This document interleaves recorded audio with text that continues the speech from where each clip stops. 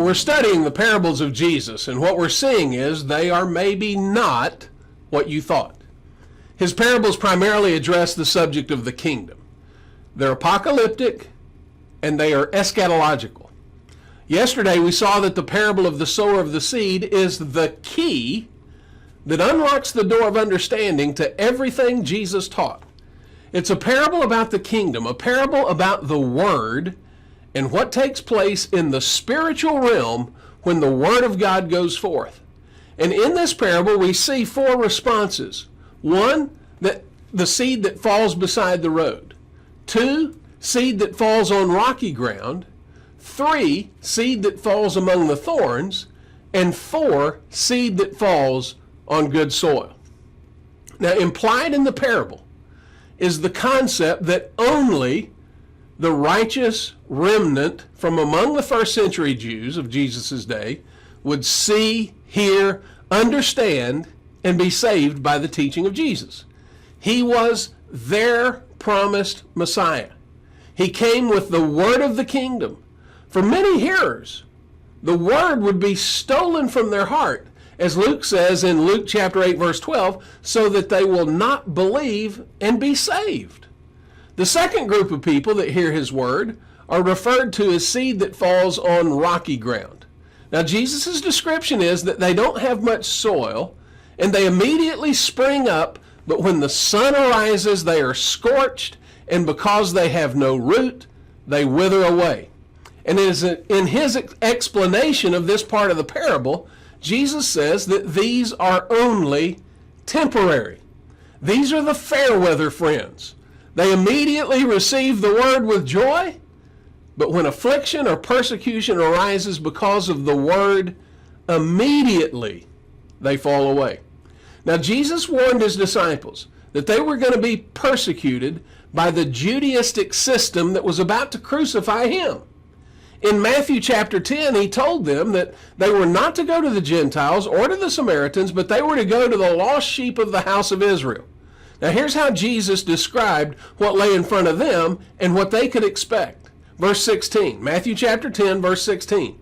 Behold, I send you out as sheep in the midst of wolves, so be shrewd as serpents and innocent as doves.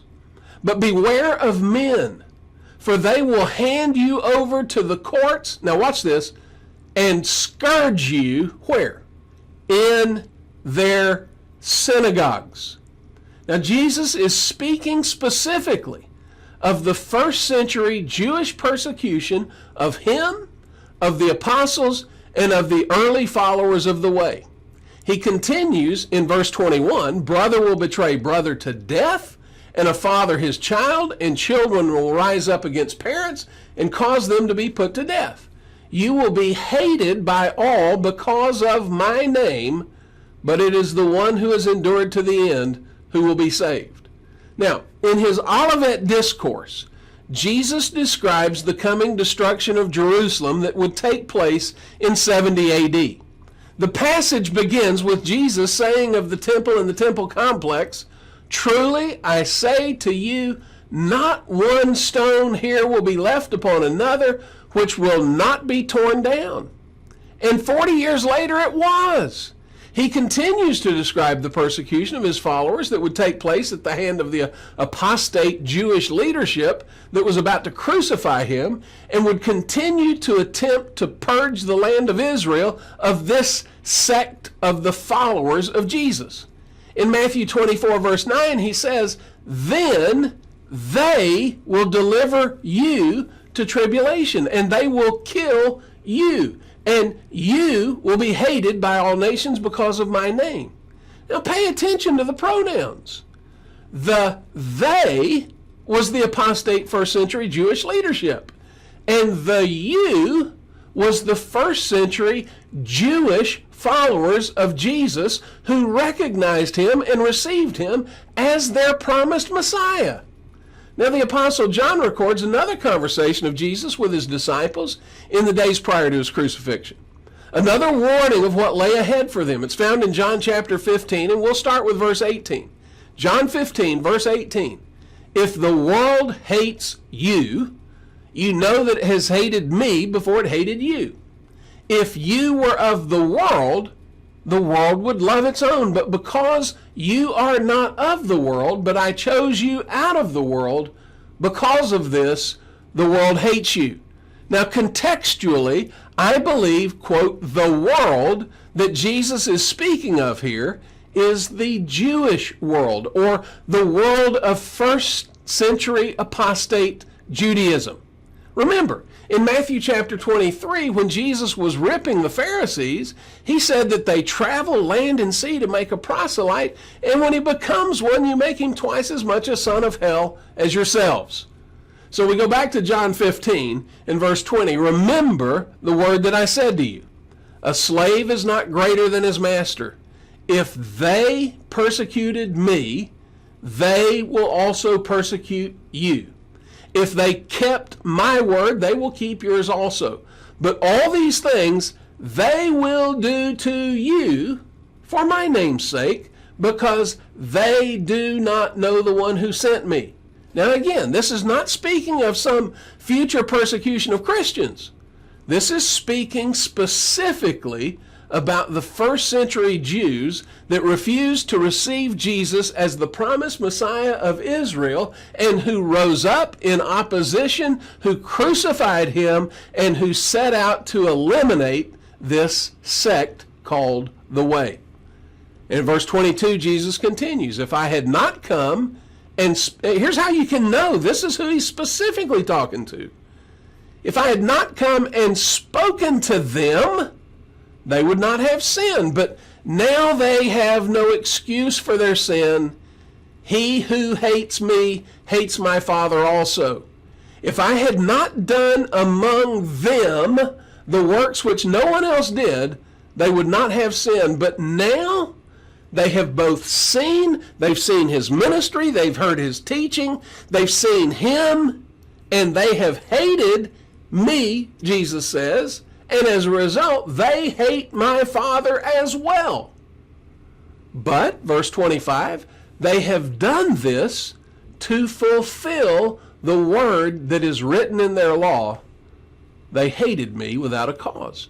Now, Jesus is informing his disciples of his impending crucifixion and the horrific period of Jewish persecution of the followers of Jesus that would follow. They would be hated. Their own families would turn against them. They would lose their friends, their families, their possessions, and many would even lose their life for the sake of the gospel. Now, that's the context of the parable of the sower of the seed. And the seed sown on the rocky places would be those who hear the word, receive it with joy, but they're only temporary. These were the crowds that showed up for the miracles. These are the crowds that showed up for the feeding of the 5,000, but they're also the same crowds that were crying out, crucify him, crucify him.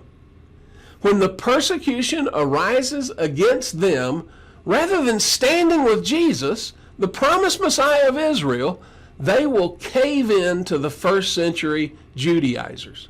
Now that is the context, and that is the meaning. Now here's the challenge for you and me.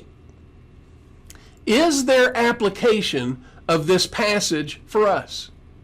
Do people today turn away from Jesus because of persecution? Yes. Are there distractions and deceptions that keep people today from following Jesus? Yes, absolutely.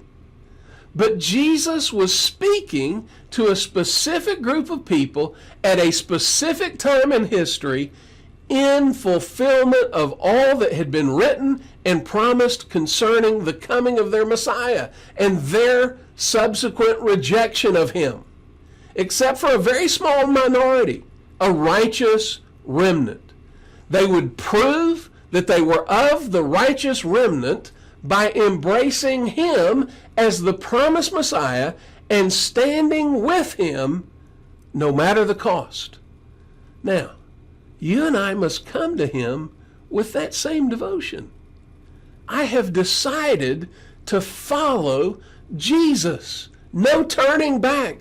No turning back. Though none go with me, still I will follow. That is the heart of a true disciple of Jesus. Hey, I hope you'll join me right here again on Monday morning as we continue to unpack the parable of the sower of the seed. I hope you go out and make today a great day and have a safe Labor Day weekend. God bless you.